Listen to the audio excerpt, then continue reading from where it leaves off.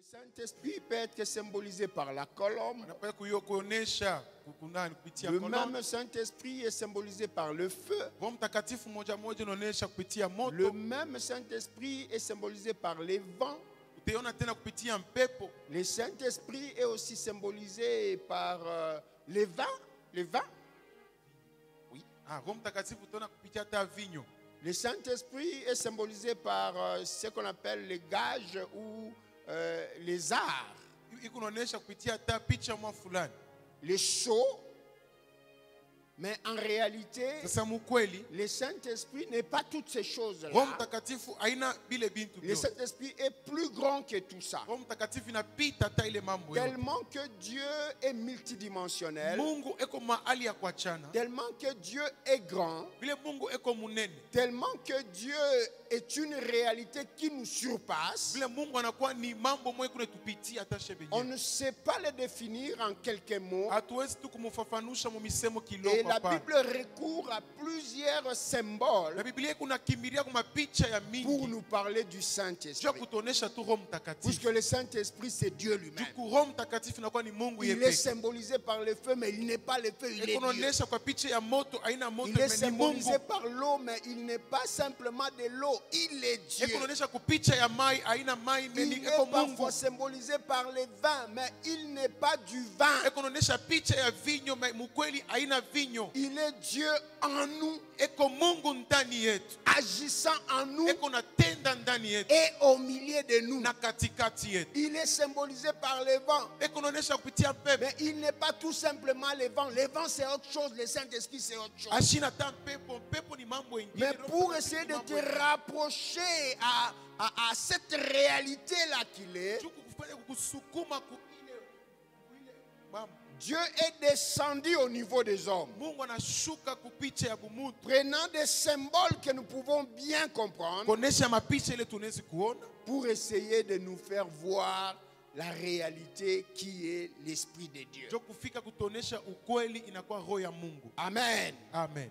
Je vais relever ici 7 ou 8 symboles du Saint-Esprit.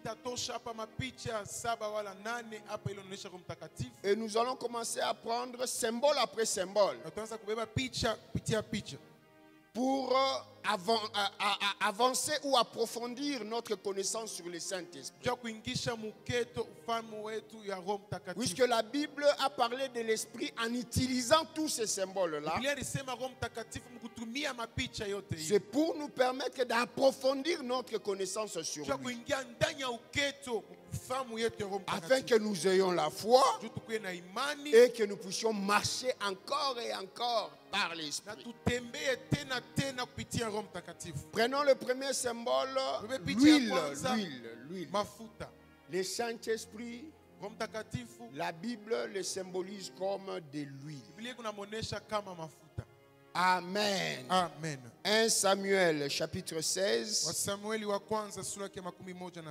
Je lis le verset 7 qui nous parle de l'histoire de consécration de David. 1 Samuel 16, 7.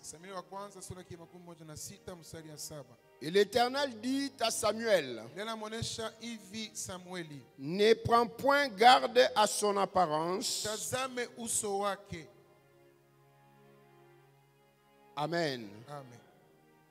Un moment.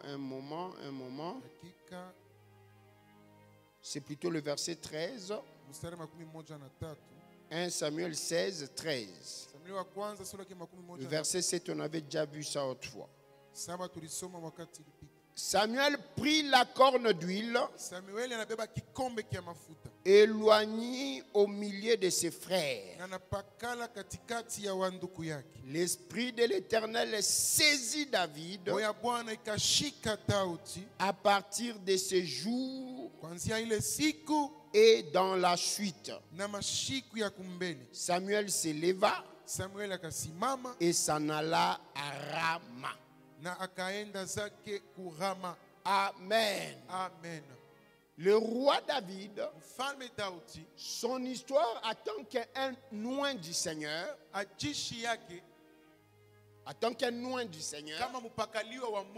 commence à partir de cette scène. Dieu envoie Samuel dans la maison d'Isaïe, le père de David. Samuel localise David. Il remplit une corne d'huile et il renverse l'huile sur David. Amen. Amen. En Israël, il y avait ce qu'on appelait l'huile d'onction. Pour travailler avec quelqu'un dans la fonction, par exemple, de roi, de prophète, de souverain sacrificateur, il fallait recevoir l'onction. Amen. Amen. Il fallait recevoir l'onction. L'onction, c'est l'application de l'huile sur quelqu'un. Amen. Amen. Le point commun entre tous ces serviteurs de Dieu là, depuis l'Ancien Testament jusqu'à maintenant, c'est qu'ils étaient oints d'huile d'esprit. Ils étaient oints du Saint-Esprit. Et c'est l'Esprit qui a travaillé avec eux. Que Dieu soit loué. Que le Seigneur soit béni. Donc l'huile, il y a plusieurs versets qui montrent que l'huile symbolise le Saint-Esprit. J'étais vraiment dans l'embarras de choix de trouver lesquels de versets vous montrer. Mais j'ai préféré commencer par celui-ci. Puisqu'on nous dit, on a pris juste l'huile, on a renversé sur David. À partir de cet acte-là, depuis ce jour-là, l'Esprit de Dieu s'est saisi de David. Et David était utilisé par l'Esprit de Dieu. Est-ce l'huile renversée sur David qui était l'Esprit? Non. Mais cette huile-là représentait l'Esprit qu'on a renversé sur David. Dans Psaume 133, vous lirez, on dit qu'il est doux et agréable aux frères d'être ensemble comme nous sommes là. C'est comme l'huile répandue sur la tête. La tête d'Aaron, qui descend jusque sur sa robe, sur sa barbe. Et ça descend jusqu'au pont de la robe. Amen. Amen. C'est là où Dieu envoie la bénédiction et la vie pour l'éternité. Nous savons que le souverain sacrificateur, en réalité, c'est Jésus-Christ. Le souverain sacrificateur suivant l'ordre de Melchisédek. Aaron, c'est un type de Jésus. Amen. Amen. En réalité, l'esprit va de la tête de Jésus. Ça descend sur sa barbe. Ça se répand sur toute sa robe, donc sur tout son corps. Voilà pourquoi l'Église dit, l'Église est le corps de Christ. Christ, c'est la tête de l'Église. C'est le chef de l'Église. L'huile part de la tête, ça descend jusqu'à la robe, jusqu'au même au pan de la robe. Alléluia. Amen. Jusque même au dernier, au tout dernier qui arrive là, l'Esprit de Christ les saisit. Gloire au Seigneur. Donc quand on symbolise l'Esprit par l'huile, c'est aussi pour symboliser la façon dont cet esprit-là coule depuis Jésus jusqu'à tous ses serviteurs et à tous ses disciples. Que Dieu soit loué, que le Seigneur soit béni. Donc c'est quelque chose qui ne reste pas comme un corps solide à un seul endroit et c'est fini. Non, ça part de la tête et ça descend. Ça affecte tous les membres du corps. Ça affecte toute l'église. Donc tu ne peux pas être du corps de Christ et ne pas être touché par l'esprit. Et ne pas avoir l'esprit. Puisque l'esprit est appelé à couler. À couler et à toucher toutes les parties. Que le Seigneur soit loué. Que le Seigneur soit béni. C'est pourquoi il est dit dans Hébreux chapitre 1, le verset 9, sur Jésus-Christ, qu'il a reçu une onction supérieure, une onction, une huile de joie a été répandue sur sa tête, le distinguant par rapport à tous les autres êtres spirituels. Il n'y a pas un ange qui soit égal à Jésus. Il n'y a pas un seul être spirituel qui soit égal à Jésus. L'huile est partie de sa tête, le distinguant de tous les autres. Vous voyez ça dans Hébreux 1:9. Tu as aimé la justice. Hébreux 1:9. Tu as aimé la justice et tu as haï l'iniquité. C'est pourquoi, oh Dieu, ton Dieu t'a oint d'une huile de joie au-dessus de tes égaux. Amen. Amen. Jésus a reçu l'onction. Jean parle de l'onction de Jésus, de l'huile que Jésus a reçue comme étant sans mesure. Il dit celui qui vient du ciel, celui que Dieu a envoyé, n'a pas d'esprit avec mesure. Dieu ne lui donne pas l'esprit avec mesure. Lui, il a la plénitude de l'esprit. Amen. Amen. Donc l'esprit va de Jésus, ça coule jusqu'à nous. C'est pourquoi le Saint-Esprit est aussi appelé l'Esprit de Jésus. Que Dieu soit loué. Voilà pourquoi Ecclésiaste 9:8 dit en tout temps, Ecclésiaste 9:8, en tout temps, que tes vêtements soient blancs et que l'huile ne manque pas sur ta tête. Amen. Amen. L'huile dont on parle là, ce n'est pas l'huile de palme. Ce n'est pas même l'huile de sarde. Ce n'est pas même l'huile de somol. Ce n'est pas même l'huile d'olive. L'huile dont on parle là, dans Ecclésiaste 9:8, en tout temps, tes vêtements soient toujours blancs et que l'huile ne manque pas sur ta tête. Cette huile-là, c'est le Saint-Esprit. Amen. Amen.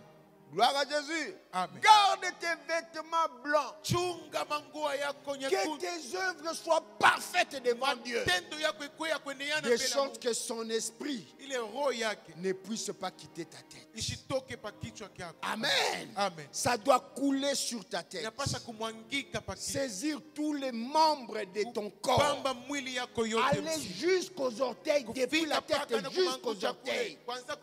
Ça doit t'affecter totalement. Amen. Amen. Mais condition, que tes vêtements soient gardés propres. Les vêtements, ce sont tes œuvres. Les vêtements, c'est ton comportement. Que ça soit digne de l'évangile. Ainsi, l'esprit continuera à couler. À couler sur toi. À couler et à couler. Amen. Amen. Dans la Bible symbolise le Saint-Esprit par l'huile. Mais en réalité, l'esprit n'est pas de l'huile. Puisqu'il y en a qui pensent que l'huile, c'est ça l'esprit. L'esprit égale l'huile, l'huile égale l'esprit. Si tu comprends des choses comme ça, tu fais erreur. C'est comme ça que dans le Nouveau Testament, les consécrations de la Bible dans le Nouveau Testament, on n'a même pas utilisé l'huile. L'imposition des mains faisait couler l'huile. Et les gens étaient consacrés de l'esprit. Que Dieu soit béni. Que le Seigneur soit loué. Deuxième symbole, l'eau. Amen. Amen. Jean chapitre 7, 38 à 39. Jésus dit ceci à ses disciples. Il leur dit que ceux-là qui vont croire en lui, les sources d'eau vive, le fleuve d'eau, couleront de l'air saint. Il dit cela de ceux-là qui croiront en lui et de l'esprit qui va les affecter. Je suis donc dans Jean 7, 38 et 39. Celui qui croit en moi, des fleuves d'eau vive couleront de son sein. Comme dit l'Écriture. Il dit cela de l'esprit que devaient recevoir ceux qui croiraient en lui. Car l'esprit n'était pas encore, parce que Jésus n'avait pas encore été glorifié. Amen. Amen. Donc le Saint-Esprit dans la Bible est aussi qualifié de fleuve. Pas seulement un fleuve, pas seulement une rivière, pas seulement un torrent, des fleuves d'eau vive. Il dit ceux-là qui croiront en moi, il se passera en eux quelque chose qui ne se passe pas chez d'autres hommes. Les fleuves d'eau vive couleront de l'air saint. Amen. Amen. Pas un fleuve, mais des fleuves, plusieurs fleuves couleront de l'air saint. Pas de fleuves faits de n'importe quelle eau. Des fleuves ayant de l'eau vive. Et il interprète lui-même, Jean interprète, il dit que Jésus a dit cela de l'esprit qui devait venir sur ceux-là qui croient en lui. Puisque l'esprit n'était pas encore venu, comme lui n'était pas encore glorifié. Amen. Amen. Donc l'esprit est comparé aux eaux. C'est comparé au fleuve. Et même au fleuve d'eau vive.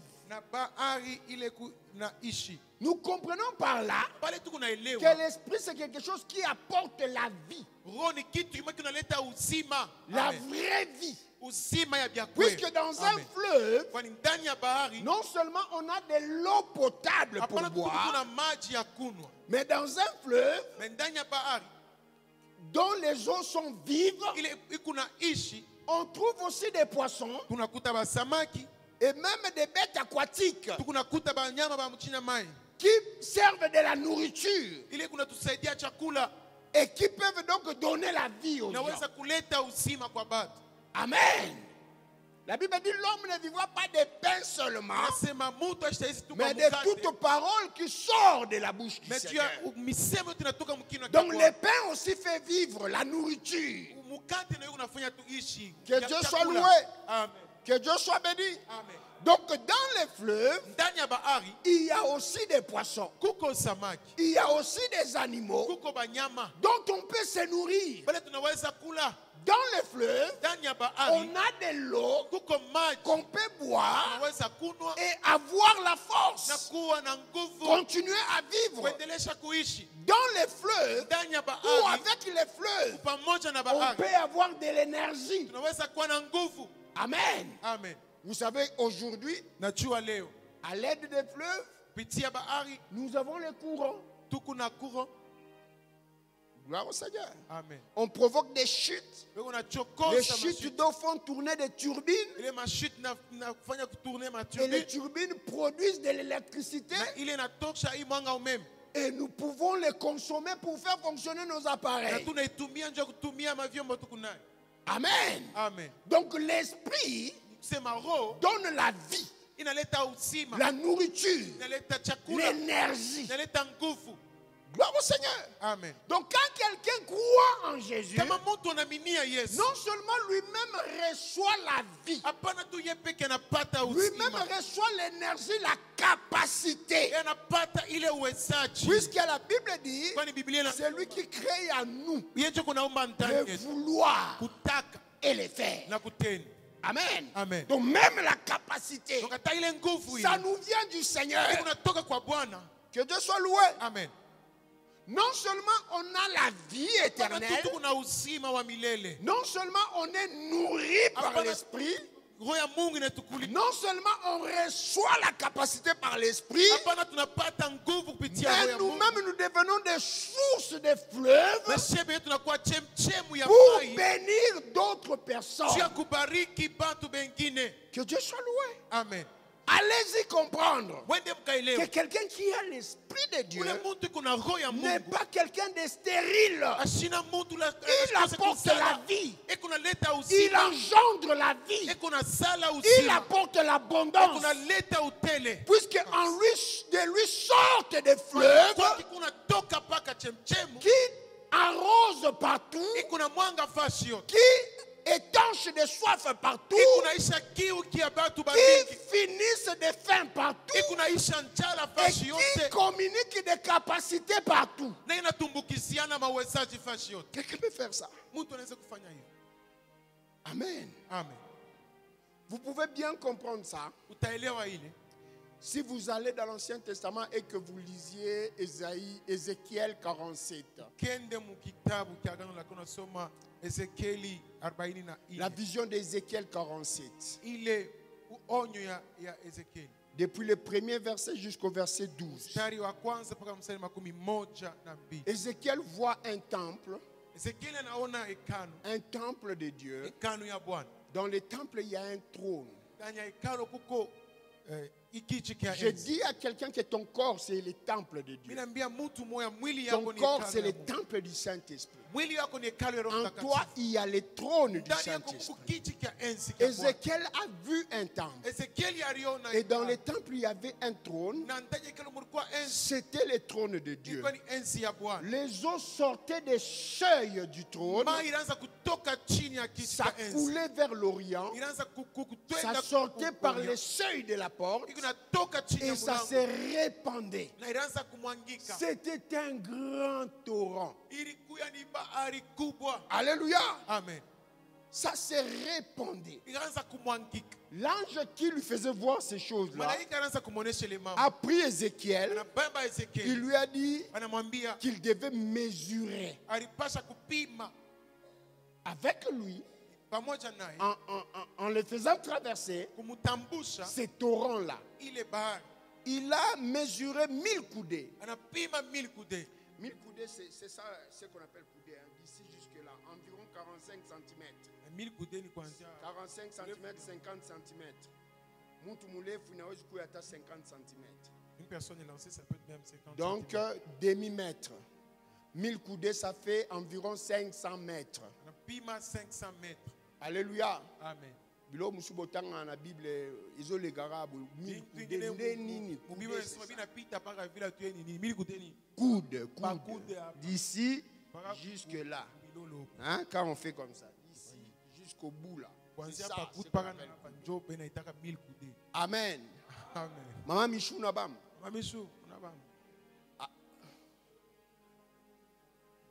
D'ici, la longueur d'ici jusqu'ici.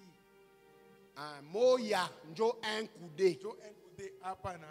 Environ 45 cm. 50 cm. Amen. Kama we kude yako inakuya ma 60 cm kauna tena normal. Unaanza kuya Goliath. Frère Georges yako inafika ngapi? Frère Georges pourtant c'est combien? Utona tu yake inafika 70.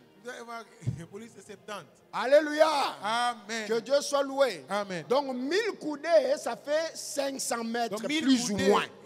À 500 mètres. Donc on a calculé 1000 coudées. On mesure l'eau. Il y avait l'eau jusqu'aux chevilles, ici.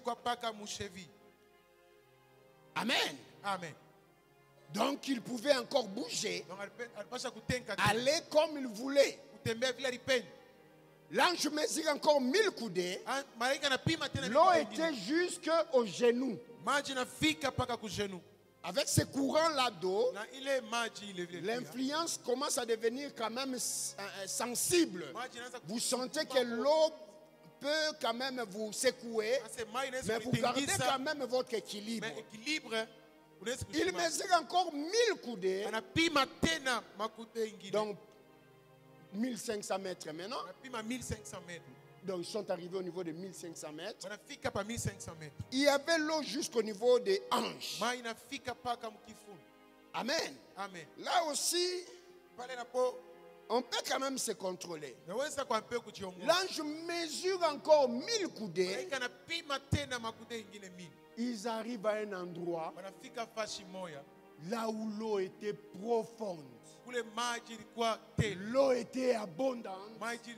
Les pieds ne touchaient plus le sol. On ne pouvait qu'y nager et se laisser emporter par le courant d'eau. Alléluia. Amen. Avec le Saint-Esprit, c'est à ce niveau-là qu'il faut arriver. Ne reste pas au niveau des chevilles. Là, ta volonté et la volonté du Saint-Esprit se battent. L'Esprit peut te dire va à gauche, toi tu vas à droite. Puisque tu as encore le pouvoir. Au niveau des genoux aussi, tu peux te battre encore. Tu peux te diriger. Même au niveau des hanches. Mais quand l'eau devient abondante, on est totalement emporté par l'Esprit. Alléluia. Laissez-vous être noyé dans les eaux de l'Esprit. Que l'Esprit vous emporte totalement. Ce n'est pas ça mon problème.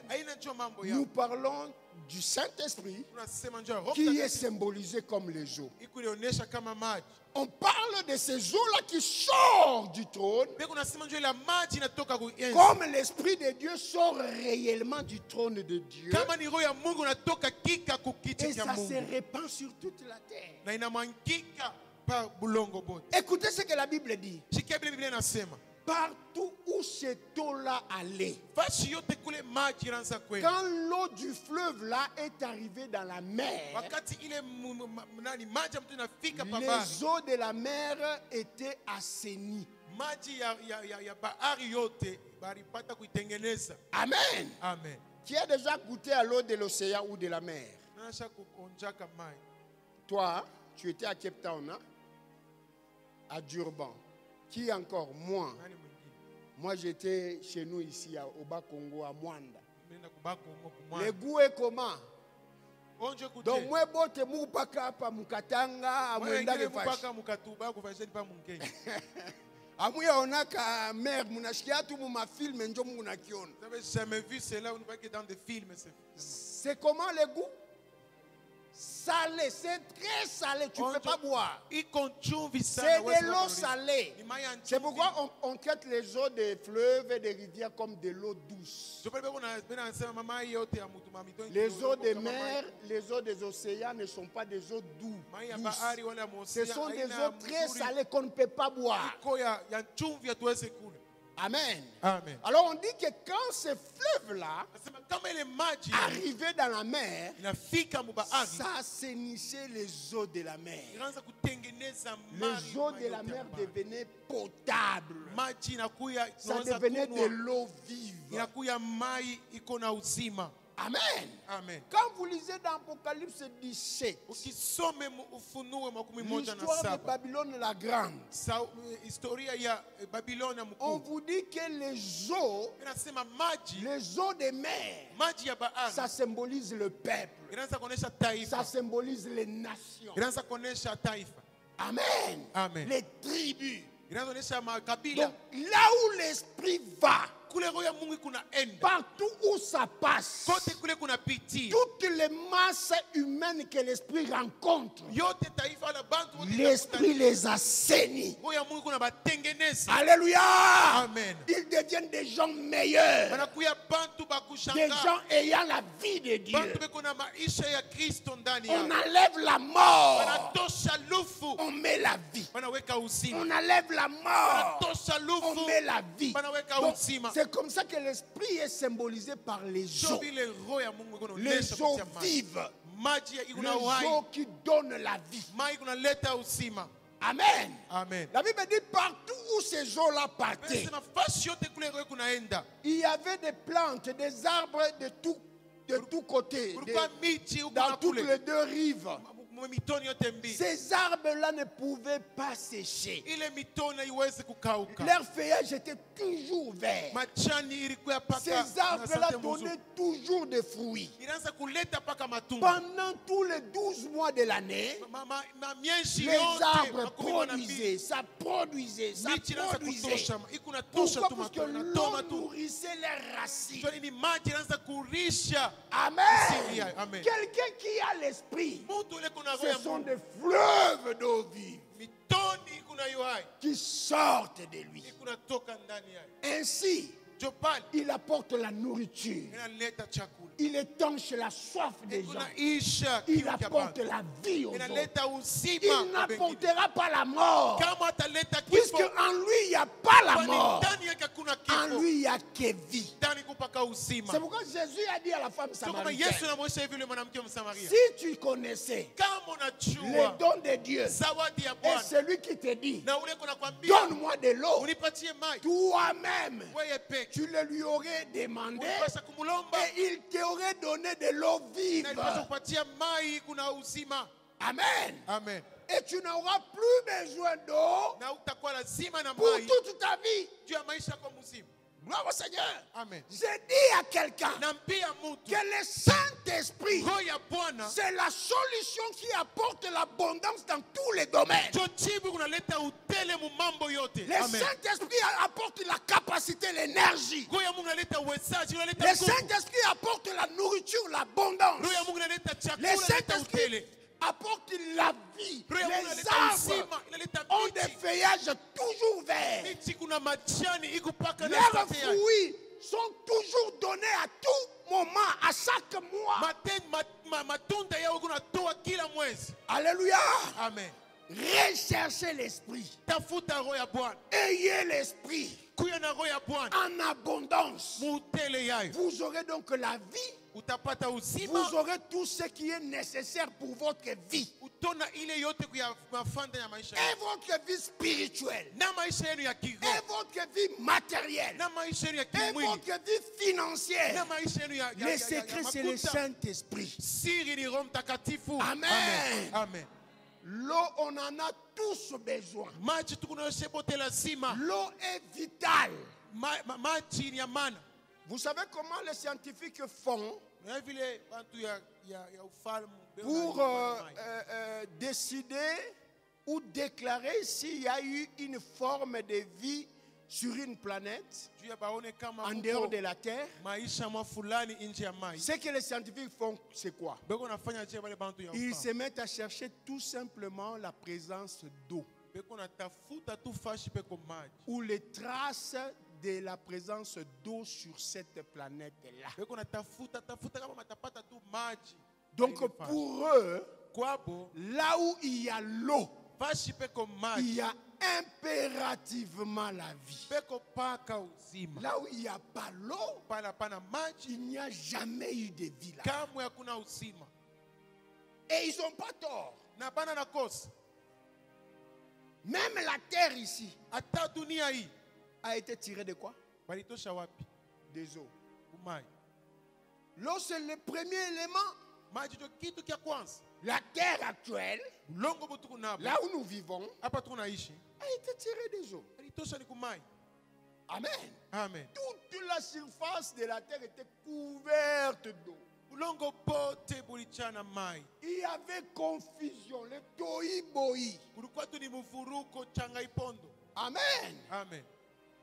Dieu a commencé par mettre la lumière. Nous, ensuite séparer les eaux de la terre. Une partie d'eau est allée former les cieux, ou le ciel. Une partie d'eau va aller se cantonner comme pour former des océans, des mers et des fleuves. Ainsi la terre est apparue. C'est ensuite que Dieu pouvait commencer à créer les autres êtres. Mais ce qui paraît être là, en désordre bien sûr, mais ce qui était là, avant toutes les autres choses, même avant la terre, c'est l'eau qu'on voit d'abord. Amen. Amen. Donc si tu as l'eau, tu as tout ce qu'il faut sur la terre. Puisque même Dieu, il a commencé avec les eaux. Amen. Amen. Que Dieu soit loué. C'est pourquoi on dit l'eau c'est la vie. Que Dieu soit loué. Amen. Que le Seigneur soit béni.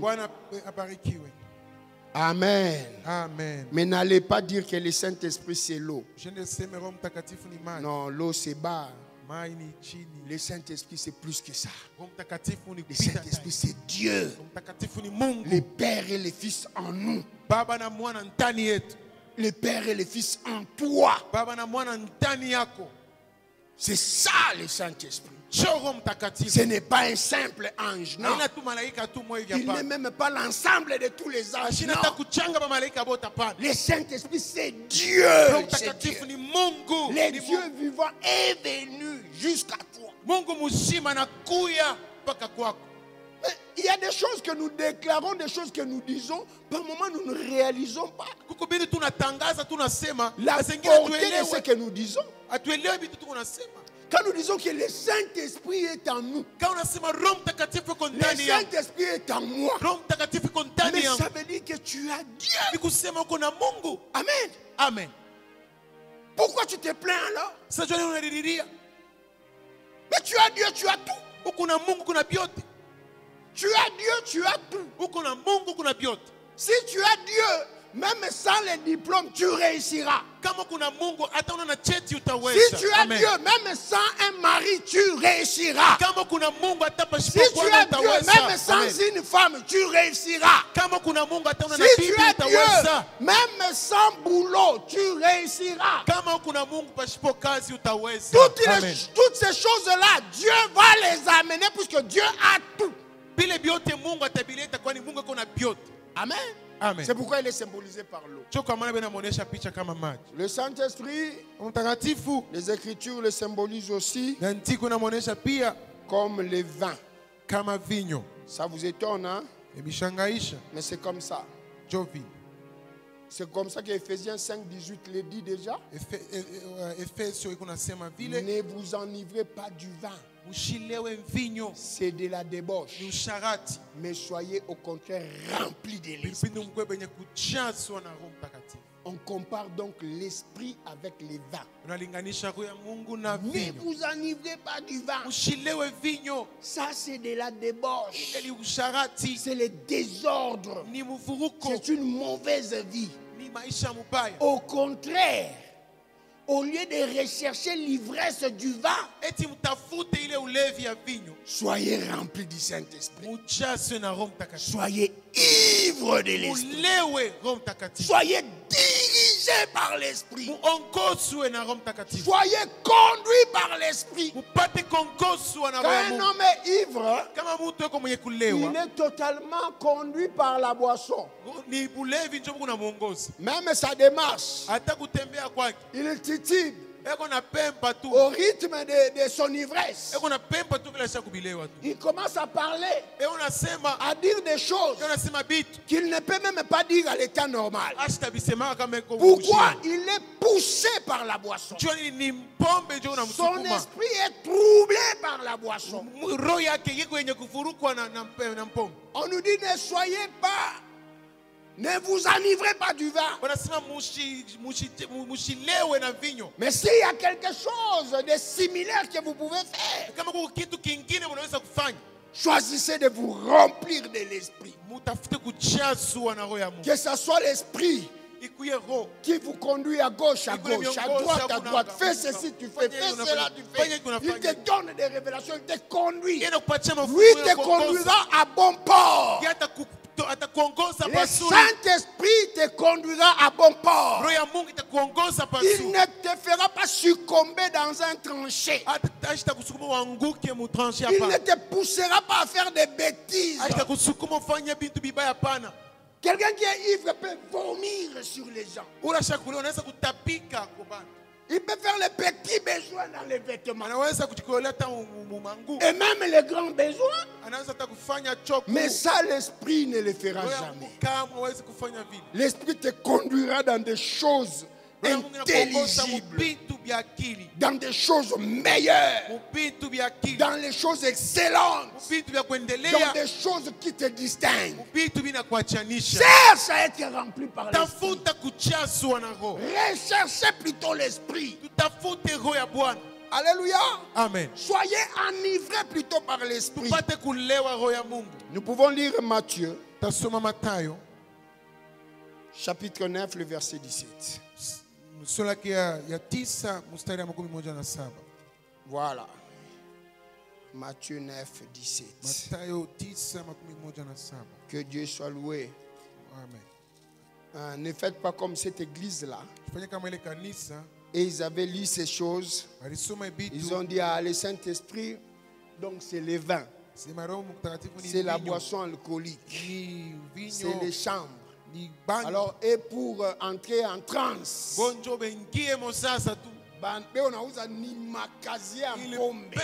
sont des casiers.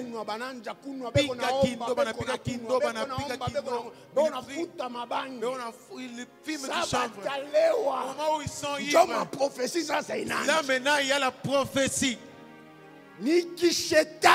Ça, c'est la sorcellerie. Ce n'est pas ça. Amen. L'esprit est symbolisé par le vin, mais l'esprit est incompatible à cela.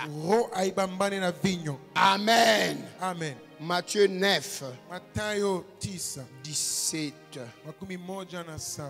On ne met pas non plus du vin nouveau dans de vieilles outres. Autrement, les outres se rompent, le vin se répand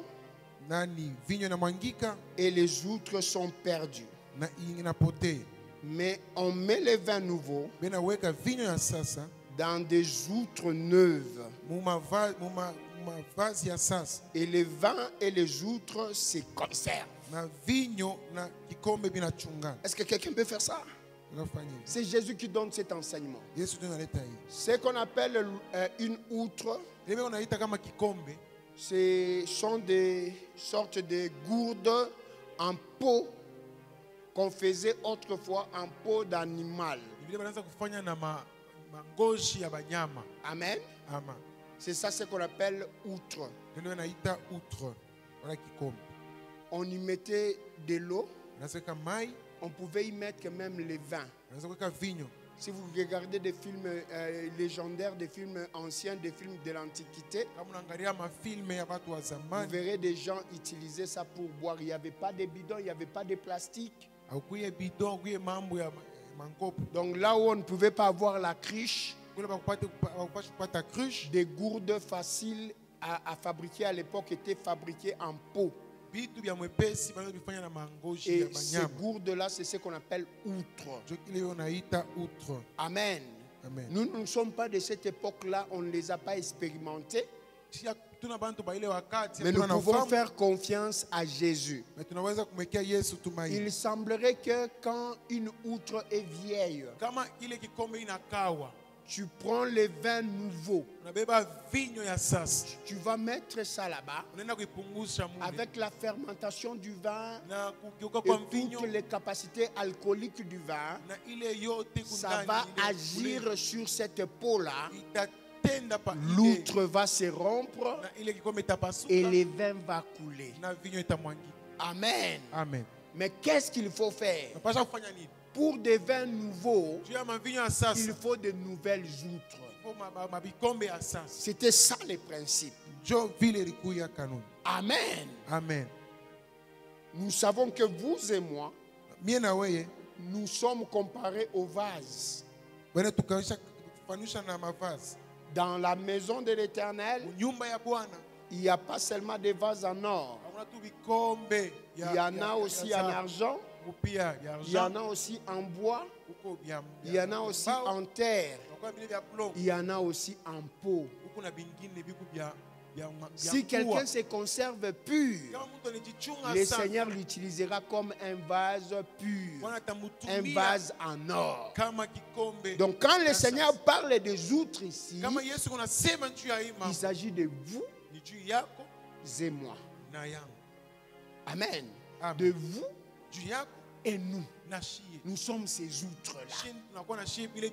Amen. Quand on parle ici du vin, le Seigneur ne parle pas du vin normal. Il s'agit du Saint-Esprit qu'il a décidé de mettre en nous. Maintenant, regardez la réflexion du Seigneur. Il ne peut pas prendre son esprit, mettre ça dans une personne qui n'est pas née de nouveau, dans une vieille outre. Le danger, c'est quoi? L'outre ne saura pas supporter les vins nouveaux. Ça va se déchirer, se rompre, et ça sera perdu. Amen. Amen. Non, l'outre sera perdu. Le texte parle de la perte de l'outre. Amen. Amen. Que Dieu soit loué. Amen. Donc quand quelqu'un n'est pas né de nouveau, le Seigneur sait que même quand il réclame l'esprit, lui donner l'esprit, au lieu d'être salutaire pour lui, ça peut devenir dangereux pour lui, au point qu'il peut se perdre et aller plutôt en enfer. C'est ce qui est arrivé à plusieurs.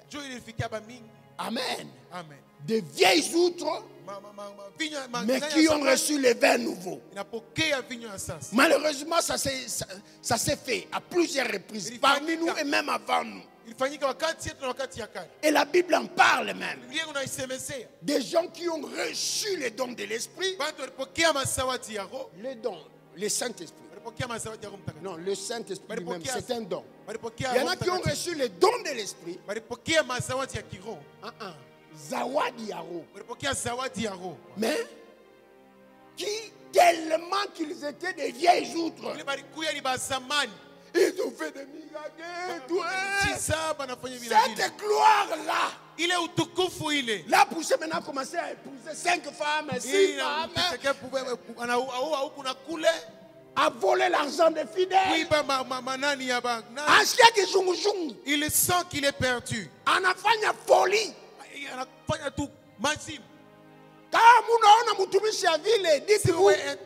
C'est une vieille outre qui avait peut-être reçu les vins nouveaux, mais il est rompu. Le vin est parti. Il a attristé l'esprit. Il a éteint l'esprit. L'esprit s'est vidé de lui et lui-même est perdu. On ne sait plus les raccommoder. Tout ce qu'il commence à faire là, ce n'est plus l'esprit de Dieu. C'est le diable qui prend la place. La sorcellerie prend la place. L'esprit de Dieu n'y est plus. Une vieille outre. Amen. Amen. Gloire à Jésus. Amen. Qui a kabaïla. La meilleure des choses. Alors que nous cherchons l'esprit, c'est commencer par chercher la transformation totale, la nouvelle naissance. Sois réellement né de nouveau. L'esprit va entrer en toi. Tu sauras supporter son poids, sa gloire, et tu iras jusqu'au bout. Amen. C'est pourquoi le Seigneur dit, il faut mettre le vin nouveau dans de nouvelles outres. Amen. Il faut mettre l'esprit de Dieu dans les hommes nés de nouveau. Amen. Là, ils sont conservés et l'esprit est conservé. Sinon, on va perdre et la personne et l'esprit va se répandre. Ça ne lui aurait servi à rien. Alléluia. Amen. Gloire au Seigneur. Amen. Gloire au Seigneur. Amen. Donc, en tant que vin, nous retenons deux choses sur l'esprit. Quand tu as le Saint-Esprit, l'Esprit est appelé à t'influencer, à influencer ton caractère, ton comportement, ta conduite, tes habitudes, tes coutumes. Tu ne priais pas, tu dois commencer à prier. Tu ne gênais pas, tu dois devenir un homme de jeûne. La Bible dit l'Esprit a conduit Jésus au désert pour gêner, pour prier. Tu ne peux pas, tu as reçu l'Esprit comme quelqu'un qui est ivre du vin, mais dont le comportement n'est pas changé. Qu'est-ce qu'on va dire de lui? Il a bu, oui, mais il n'est pas encore ivre. Voilà pourquoi il va là où il veut. Il fait ce qu'il veut avec maîtrise. Mais quand on est ivre, la personnalité est perdue et on est totalement dicté par le vin. Amen. Amen. Donc, première leçon à saisir là, le Saint-Esprit en tant que vin doit t'amener ça et là. Prendre le leadership de ta vie. C'est l'Esprit qui t'inspire, qui inspire tes paroles, qui inspire tes actions, qui inspire tes projets, qui inspire tes comportements. C'est l'Esprit qui devient ta source d'inspiration. Comme le vin devient la source d'inspiration pour la personne ivre, toi c'est l'Esprit maintenant qui devient ta source d'inspiration. Ça, c'est la première des choses.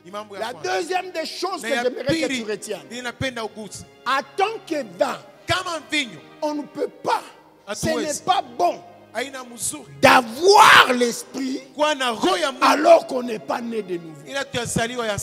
Rassure-toi de ta nouvelle naissance. Amen. Amen. Alors l'Esprit de Dieu se conservera à toi. C'est pourquoi on a vu dans Ecclésiaste 9:8. En tout temps, que tes vêtements soient comment? Blancs. ainsi l'huile sera sur ta tête. Si tes vêtements ne sont plus blancs, si tu n'es pas dans la nouvelle naissance, l'huile ne peut pas se conserver. Le vin ne peut pas se conserver. Amen. Amen. Que Dieu soit loué. Que Dieu soit béni. En faisant des recherches sur ça, je suis allé voir aussi que dans plusieurs endroits, dans l'Ancien Testament et même dans le Nouveau Testament, que là où Dieu avait promis la venue d'un enfant ou un du Saint-Esprit, rempli du Saint-Esprit, Dieu interdisait le vin, le boisson alcoolique et tout ce qui est fruit de la vigne. Donc par vin là, voyez tout ce qui peut enivrer l'homme. Chanvre, cigarettes, cocaïne, toutes sortes de drogues, toutes sortes de liqueurs fortes, toutes sortes de vins, tout ce qui peut troubler l'esprit. Dieu interdisait ça. Voyez la maman de Samson. Quand elle a conçu, selon la parole de Dieu, Dieu lui a dit quoi? Cet enfant-là sera rempli du Saint-Esprit. Maintenant, là même que tu es grosse, ne bois plus de vin, ne mange pas tout ce qui est de fruits de la vie. Amen. Amen. Puisque c'est incompatible. Alléluia. Amen. Vous remarquerez aussi Jean-Baptiste, avant sa naissance, Dieu dit à ses parents, lui, il ne va jamais boire du vin, jamais toucher ces choses-là, puisqu'il sera rempli depuis le ventre de sa mère. Gloire au Seigneur. Amen. Gloire à Dieu. Amen. Comprends que Dieu n'aime pas te partager avec quelqu'un d'autre. Soit c'est son esprit qui te dirige, soit c'est le vin ou le démon. Amen. Amen. Les sacrificateurs dans l'Ancien Testament, il y avait interdiction totale. Pendant qu'ils devaient faire les services au temple, d'avoir bu du vin. Si tu sais que tu iras travailler au temple, ne bois pas. Sinon, comme on a kuno, Dieu va te tuer là-bas. C'était la règle. Amen. Amen. Que celui qui a des oreilles entende. C'est pourquoi même dans le Nouveau Testament, on dit, il est mieux de ne pas prendre du vin. Amen. Amen. Chez tu n'as dit kaka mieux il est. Nous on s'aimait. Ce qui est mieux, c'est ça. Tu peux faire ça. Tu es libre. Mais ce qui a de l'importance pour toi, ne bois pas. Moi, si je sais ce qui est mieux pour moi, parce que si je me mets à boire, il y a toujours possibilité un jour que je tombe dans le péché qu'on appelle l'ivresse. Mais pour que je ne touche pas à ça, que je reste dans ce qui est mieux. Alléluia. Amen. Gloire à Jésus. Amen. Écoute, c'est le cœur de celui qui aime. Ça, pasteur, qu'on a ma ville, ça, comme Timothée.